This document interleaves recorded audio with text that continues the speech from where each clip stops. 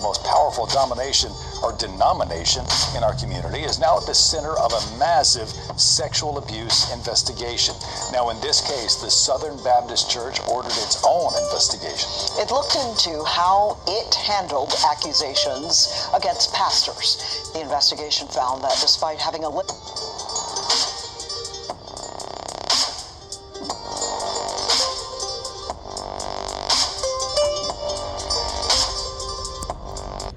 Going by Sebastian sits down with News Nation. He wants to do this interview to send two messages. One, to the Sinaloa and Jalisco New Generation cartels, he's hunting them. Two, to the women and children they've enslaved and sex trafficked, he's coming. Keep fighting. He says he's helped free more than 200 so far. How young are some of these victims who are being trafficked?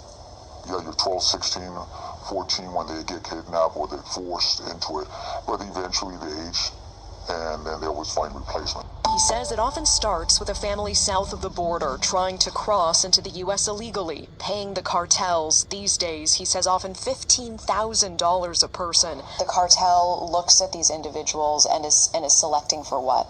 If the young lady is pretty, woman or child is attractive and they feel that they could sell that child or traffic that person or that child in one of their brothels, strip clubs, massage parlors, they'll just outright kidnap that person.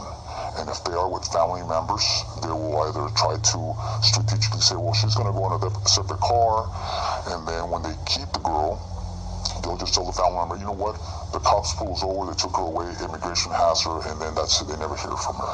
They have to service, men, depending on the day of the week, as little as 5, 10 in one day, to as many as 30, 40 in one night. Rights presentation, is that correct?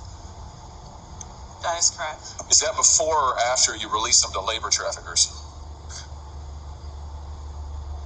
Senator, every child that comes into our care gets a no.